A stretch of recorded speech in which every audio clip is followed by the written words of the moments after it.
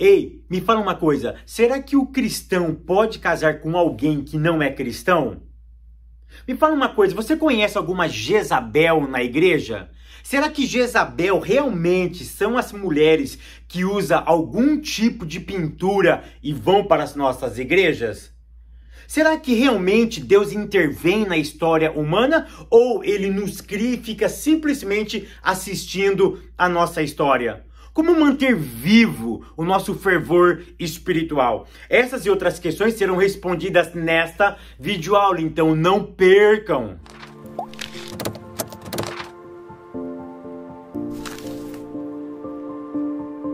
A paz, queridos, que bom estarmos aqui novamente no nosso programa semanal da Escola Bíblica Dominical e hoje para darmos sequência na nossa série de estudos bíblicos que tem como tema primeiro e segundo livro dos reis. Para quem não me conhece, eu sou o pastor Fábio Segantin. Se você é novo aqui no nosso canal, não perca essa oportunidade, porque aqui do lado tem um botãozinho vermelho.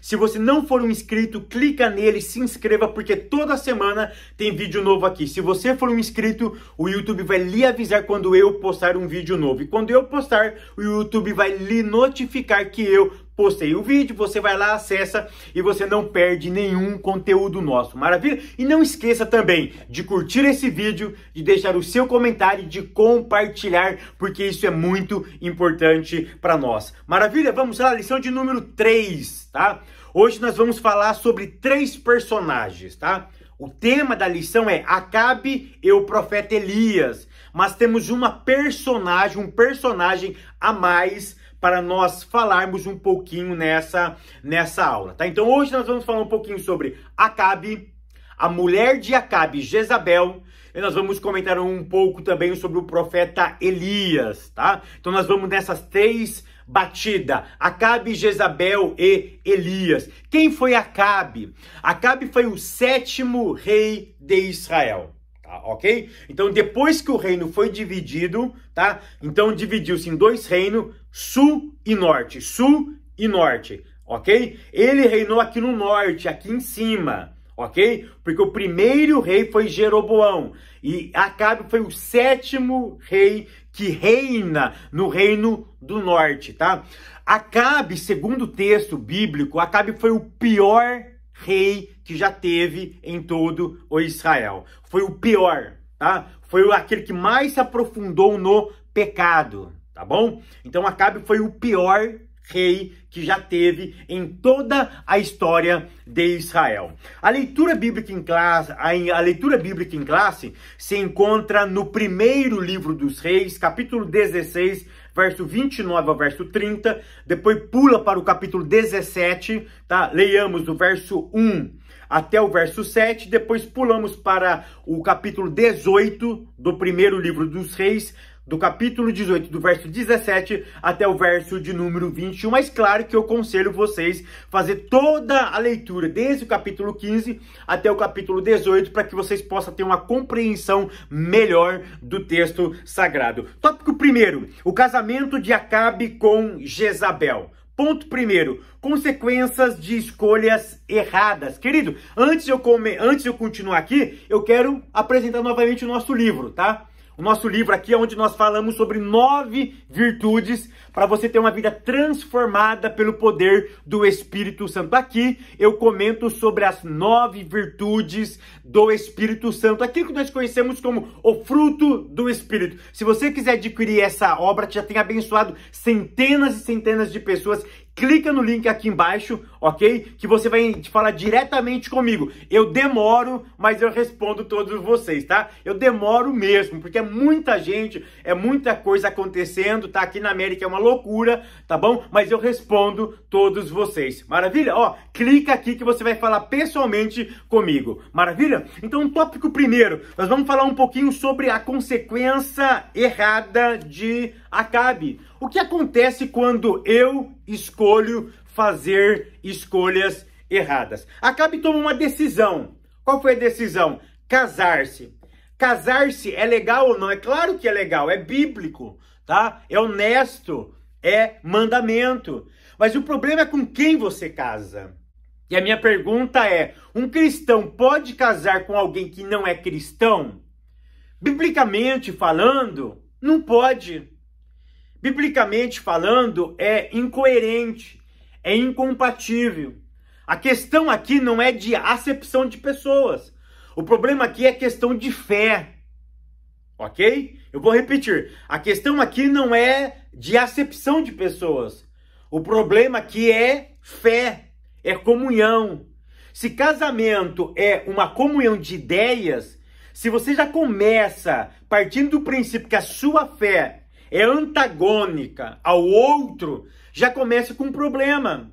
Ou seja, então a ideia aqui não é de acepção, a ideia aqui é de comunhão de fé. Acabe tomou uma decisão errada, tá? Ele vai se casar dentro de um princípio, mas ele escolhe uma pessoa errada. Ele escolhe uma pessoa que não tinha a mesma fé do que ele. Ele escolhe quem? Jezabel. Então, olha o princípio que nós precisamos aprender aqui. Quando você escolhe alguma coisa, essa coisa que você escolhe, te escolhe. Eu vou repetir. Quando você escolhe alguma coisa, essa escolha que você fez, ela te escolhe. Então deixa eu esmiuçar isso aqui. Quando você escolhe o mal acaba te escolhendo. E a partir do momento que você escolhe alguma coisa, você fica refém da sua própria escolha. Olha para Adão e Eva. Adão e Eva, eles escolheram comer. E você percebe que quando eles escolhem comer, eles ficam refém daquilo que eles escolheram? Ou seja, o pecado começa a perseguir, o pecado passa a morar dentro deles. Quer ver um outro exemplo? Ló. Quando Abraão disse, não, Ló, escolhe. Se você escolher para a direita, eu vou para a esquerda. Mas se você escolher a esquerda, eu vou para a direita. Escolhe você. Ele escolheu as campinas do Jordão. Ele escolheu e foi para Sodoma e Gomorra. Você consegue entender que Sodoma e Gomorra depois escolheu ele? Ou seja, dominou ele? É isso que vocês precisam entender. Quando você escolhe alguma coisa, a escolha te escolhe. Olha Acabe. Acabe escolhe Jezabel. Jezabel escolhe ou domina Acabe. Porque daqui um pouco nós vamos ver isso. Mas o oposto também é verdadeiro. Quando você escolhe o bem te abraça. Aqui eu quero citar o exemplo de Daniel. Que Daniel decidiu, ele escolheu não se curvar. Quando ele escolheu o bem abraçou ele. Quando ele foi lançado na cova dos leões, porque ele escolheu o bem abraçou ele. Os leões não o comeram. Por quê? Porque a escolha que você faz, a escolha te escolhe. Isso é fantástico, queridos. Queridos, ponto 2. A rainha perversa. Aqui nós vamos falar um pouquinho de Jezabel.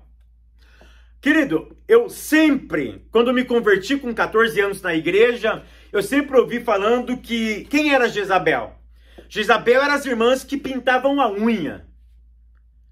Jezabel eram as irmãs que passavam batom. Jezabel eram as irmãs que cortavam as pontas do cabelo. Jezabel era aquelas que usavam roupas inadequadas, aquelas que usavam calças, por exemplo, eram consideradas Jezabel na minha época, isso há 25 anos atrás. Ou seja, Jezabel na minha época tinha tudo a ver com roupa, com vestimenta, com maquiagem, com estética, com beleza. E deixa eu falar uma coisa aqui para vocês. Nunca Jezabel esteve atrelado à maquiagem. Nunca Jezabel esteve atrelado a roupas. Nunca Jezabel esteve atrelado a esse tipo de coisas. Jezabel não está atrelado à maquiagem, a pentear o cabelo. Jezabel está atrelado na alma. Sabe por quê? Porque tem muitas irmãs que nunca passou uma maquiagem, mas elas são Jezabel. Tem irmãs que nunca cortaram a ponta do cabelo, são Jezabel. Tem irmãs, com todo respeito, existem as irmãs do coque, e algumas delas são Jezabel. Porque Jezabel não é aquela que cuida da beleza. Porque é belo ver uma mulher bela, é bonito, interessante ver uma mulher que se cuida. Porque a Bíblia diz que a mulher tem que ser feminina. Claro que ela não pode extrapolar. O problema aqui não está em maquiar-se. É claro que extrapolar é feio, não cai bem nem mesmo para a sociedade. Mas dizer que uma mulher que se cuida, uma mulher que penteia o cabelo, que usa algum tipo de maquiagem, associá-la a Jezabel é ir contra o texto bíblico. Sabe por quê? Porque Jezabel está na alma. Sabe o que é uma Jezabel? É uma mulher que controla. É uma mulher que domina. É uma mulher que manda no lugar do marido. É uma mulher onde a vontade dela predomina. Talvez ela nunca passou uma maquiagem. Talvez ela nunca passou nada no seu corpo. Mas ela domina. Ela segrega. Ela é a senhora. Ela determina as regras. Ela escreve. E se não fazer do jeito que ela pediu, as coisas ficam complicadas. Jezabel era uma mulher que mandava no seu esposo. Acabe não tinha voz. Acabe não tinha autoridade. Por quê? Porque Jezabel impunha. E se não fizesse de acordo com Jezabel, Acabe estava enrolado. E infelizmente esse espírito de Jezabel impera nas nossas igrejas. Mulheres que mandam, mulheres que determinam, mulheres que guiam igrejas por profecias. Pastores que não têm pulso e são dominados por mulheres, por profetisas, por aquelas que levantam no meio da igreja e usam a expressão assim diz o Senhor. Então Jezabel não tem nada a ver com maquiagem. Jezabel está atrelado à imposição. A maneira que uma mulher se porta dentro de casa e dentro da igreja. Uma mulher que manda no esposo. Uma mulher que manda na igreja. Que segrega. Que determina. Que dá as leis. Dentro de uma igreja ou dentro de uma casa. A Bíblia chama essa mulher de Jezabel. E Jezabel era assim. Jezabel mandava matar e mandava deixar viver. E Acabe tinha que obedecer aquilo que Jezabel fazia. Porque olha o que Jezabel faz. Ela mata profeta. Ela ameaça a liderança espiritual. Quem? Elias. Ela é uma mulher injusta. Porque para satisfazer o sentimento egoísta do seu esposo. Quando ela manda matar Nabote. Eu tenho uma aula tremenda sobre Nabote. Eu vou deixar aqui em cima, tá bom? Uma aula tremenda sobre Nabote, tá? Ela manda matar Nabote. Para satisfazer quem? Um sentimento egoísta do seu esposo. O que Jezabel faz? Jezabel, ela pratica prostituição e feitiçaria. Olha para mim. Qual era a prostituição de Jezabel? Deixa eu te dizer uma coisa.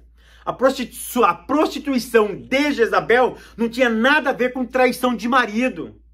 Não tinha nada a ver.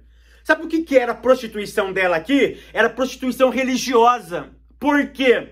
Porque quando eu falo de prostituição religiosa no Antigo Testamento, eu estou falando sobre os deuses da fertilidade. Quando eu falo sobre deuses da fertilidade, eu estou falando sobre o hedonismo. Sabe o que é hedonismo? Quando eu satisfaço o meu próprio desejo. Ou seja, eu uso os deuses, eu uso a religião para satisfazer o meu próprio desejo. Sabe como que os teólogos atuais chamam isso de prostituição? Por exemplo, a teologia da prosperidade. Por quê, Fábio? Qual é a associação entre prostituição e teologia da libertação, ou teologia da prosperidade? Porque a teologia da prosperidade, ela usa a religião para satisfazer o meu próprio desejo, aquilo que eu quero. O que eu quero? Me dar bem, ficar rico, comer o melhor dessa terra. Aí eu uso deuses. Ou seja, eu prostituo. O que é prostituir-se? Negar o próprio Deus e pegar outros deuses. Por exemplo, qual é o deus da riqueza? Mamon. Quando eu pego o deus Mamon, que ele é uma divindade, e uso ele dentro da minha religião, eu estou prostituindo a minha fé e a minha crença. É isso que Jezabel fazia. E quando a Bíblia diz que ela praticava o pecado da feitiçaria, sabe o que isso significa? Feitiçaria é aquilo que tira a razão. Feitiçaria é aquilo que tira a lucidez da sua prática religiosa. Toda vez que você pratica a sua religião, mas você sai fora de si, o que acontece? Você entra no estado de feitiçaria. Por quê? Porque a religião é racional. Olha o que Paulo diz lá em Romanos capítulo 12. Apresenta o vosso culto de forma racional, de forma inteligente. Ou seja, pensa antes de fazer, calcula o seu culto. Jezabel não. Jezabel usava feitiçaria. Ou seja, eu entro em transe, eu saio fora de si para ter acesso às divindades. Ou seja, a religião verdadeira não tira a sua lucidez, ela coloca você na lucidez. Tópico segundo, Elias prevê a grande seca. Ponto primeiro, a intervenção divina. Querido, é tão interessante que Elias chega para Acabe e diz: Acabe, não vai chover. E realmente não chove por 3 anos e meio. Você sabe o que eu aprendo aqui? Eu aprendo que o nosso Deus é um Deus que intervém ainda na história. Existe 2 teologias. Existe uma teologia que acredita que Deus fez o homem, coloca ele no mundo e Deus fica simplesmente assistindo. Eu e você fazendo as coisas. E ele não intervém na nossa história. E isso nós chamamos de deísmo. Mas existe uma outra teologia que acredita que Deus fez o ser humano, coloca ele na terra, mas Deus interfere. Claro que não é sempre. Claro que o governo da terra está sobre nós. Nós guiamos, nós damos norte para a nossa existência. Mas existe algum momento da nossa história que Deus intervém. E aqui na história de Elias, deixa claro que Deus é um Deus que intervém na nossa história. Querido, Deus não é um Deus que assiste, é um Deus que participa. Ele não é alguém que fica na plateia, ele também participa da sua trama, da sua história. Sabe essa história que você cria? Sabe esse enredo que você fez da sua vida? Ora você acerta, ora você erra, ora você está bem, ora você está mal, ora você ora muito. Tem hora que você não ora nada. Tem dia que você lê a Bíblia, tem mês que você lê a Bíblia todos os dias. Mas tem outro mês que você não lê a Bíblia nenhum dia. Ele participa dessa história. Ele está com você. Ele interfere na minha, na tua, na nossa história. Ou seja, o que é o deísmo? O deísmo é quando Deus não interfere. E o que é teísmo? É quando Deus interfere na nossa história. O deísmo prega um Deus insensível. Um Deus que simplesmente vê e não faz nada. Isso é antagônico às Sagradas Escrituras.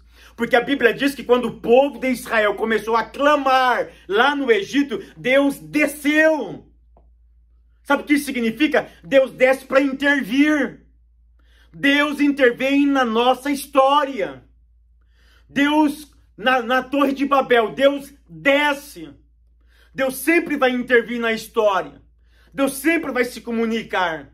Ele é um Deus que intervém. É claro que ele é imã, que ele é transcendente. Eu não consigo pegá-lo. Porque ele senta no céu e ele coloca o seu pé na terra. Nós chamamos isso de transcendência.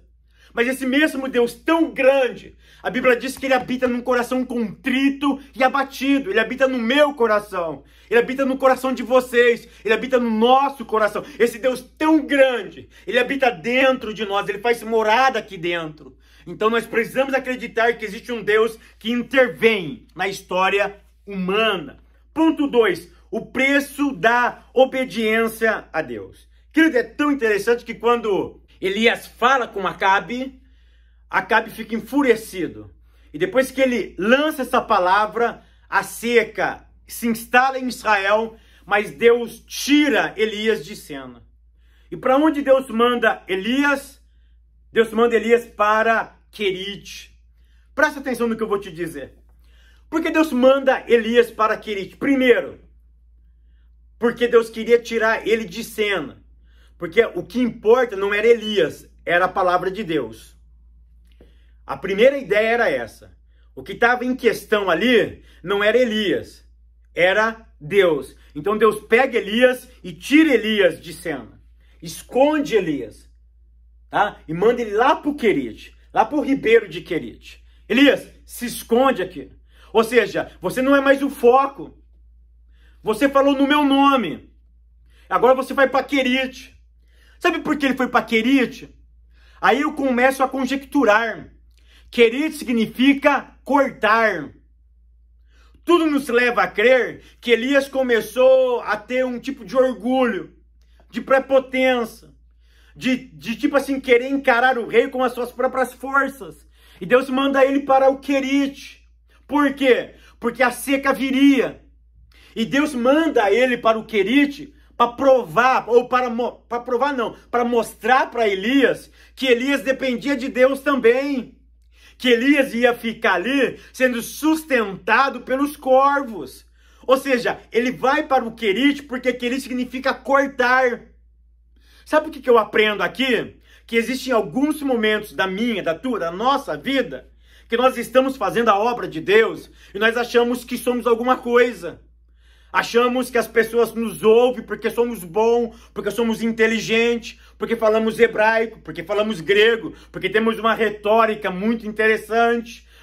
Passamos a acreditar que nós somos o bom da história. Mas, na verdade, quem é o bom é o Eterno. Quem faz é Ele. Então, Deus tira Elias de cena para mostrar para Elias que Deus ainda trabalha, que Deus ainda governa, que Elias precisa ser planado, que Elias precisa ser remodelado, que Elias precisa ser cultivado, que Elias precisa entender que ele não é o centro da palavra, a palavra é o centro, e não ele o centro. Então é por isso que ele vai para o Querite, tá? É por isso que ele vai para o Querite. Ponto 3. Deus sempre cuida dos seus filhos. É tão interessante que depois que ele sai do Querite, Deus manda ele para um outro lugar. Ele manda para uma casa de uma mulher viúva. Às vezes eu fico pensando, Deus faz cada loucura. E Deus manda ele para uma viúva. Por que ele não manda para uma casa de um rico? Manda para uma viúva. É Deus ensinando Elias. Elias, é eu que cuido. Do mesmo jeito que eu estou cuidando de Acabe, eu estou cuidando de você. Do mesmo jeito que eu estou cuidando da nação de Israel, eu cuido do indivíduo. Sabe o que eu aprendo? Do mesmo jeito que Deus cuida da coletividade, Ele cuida da unidade. Ele cuida da individualidade. Ele cuida de mim. Ele cuida de você, em particular. Ele cuida da sua família, mas Ele cuida de você também. Pedro, João, Maria. Ele cuida de você também. Ele cuida do Segantim. Ele cuida do indivíduo também.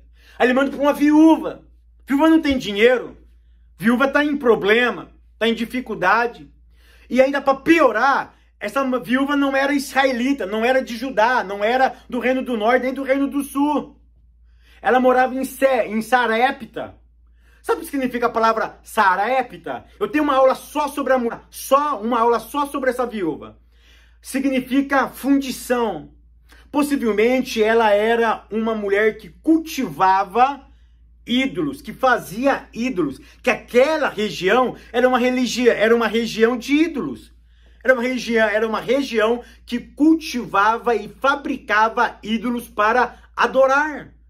Sabe por que Deus manda ele para lá? Porque lá era o último lugar que Jezabel e Acabe pensaria que Elias estava, ou estaria lá, porque lá é a terra de pagão. E eles achavam que ele não ia para lá. E foi justamente lá que Deus manda ele ir. E naquele lugar, Deus mostrou para Elias que Deus ainda continua cuidando da vida humana. Aqui eu aprendo algumas coisas. Primeira coisa, Deus foge da lógica humana. Segunda coisa que eu aprendo aqui, eu preciso acreditar na palavra do profeta. Profeta aqui não é aquele que profetiza, mas é aquele que prega a palavra, a verdadeira palavra. E outra coisa que eu aprendo aqui, sempre as coisas começam com o que você já tem. Pode ser pouco, pode ser apenas uma coisa, mas começa com aquilo que você já tem. Ou seja, depois que você tem alguma coisa, aí você pode pegar até emprestado. Mas você precisa ter alguma coisa. Deus sempre começa com aquilo que você já tem. Valoriza aquilo que você já tem. Tópico 3. O encontro de Elias com Acabe. Ponto 1. Um coração endurecido. Sabe o que eu aprendo aqui?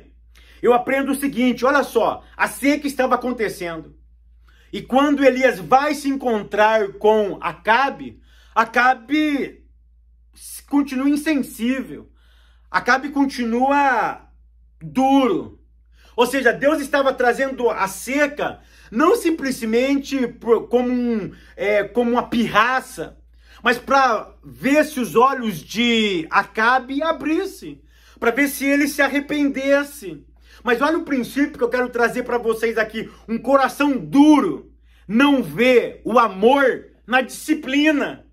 Deus estava disciplinando Acabe, mas um coração duro não vê o amor na disciplina. Porque existe amor na disciplina. Mas quando eu estou com um coração duro, eu não vejo. Porque quando Acabe encontra Elias, o que Acabe diz? Acabe poderia dizer, tu és profeta, eu reconheço que o Deus de Israel realmente te usa. Realmente eu vejo que a palavra de Deus na tua boca é verdade. Não, ele não reconhece a soberania de Deus na vida de Elias. Na verdade ele insulta Elias, ele diz, és tu o perturbador de Israel? Olha o problema que você está causando aqui, ou seja, ele era um homem insensível. Um coração duro não vê amor na disciplina. Que possamos ter um coração sensível e de ver o amor de Deus na disciplina. Ponto 2, a sequidão espiritual do rei. Querido, o Acabe estava tão seco espiritual que o coração dele não batia mais. O que eu aprendo aqui? Um coração que para de bater, para de viver. E como que eu mantenho esse coração batendo, palpitando na minha alma? Primeira coisa, algumas coisas precisam acontecer. Eu preciso querer. Eu preciso desejar. Uma outra coisa que precisa acontecer, eu preciso orar. Uma outra coisa que precisa acontecer, eu preciso ler Bíblia. E uma outra coisa que eu preciso fazer, não desistir. Sabe por quê? Porque hoje eu peço perdão, amanhã eu caio de novo. E nós aprendemos uma coisa muito linda. Semana passada, ou na primeira aula, a diferença entre Salomão e Davi.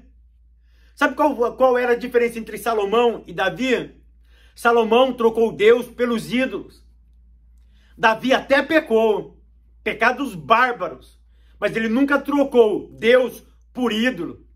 Quando ele reconheceu o seu pecado, ele abraçava a Deus, ele nunca desistiu de Deus. Você quer ter um coração que palpita na sua alma? Nunca desista de Deus. Que o Eterno continue te abençoando, te guardando, te prosperando. E até semana que vem, querendo Deus.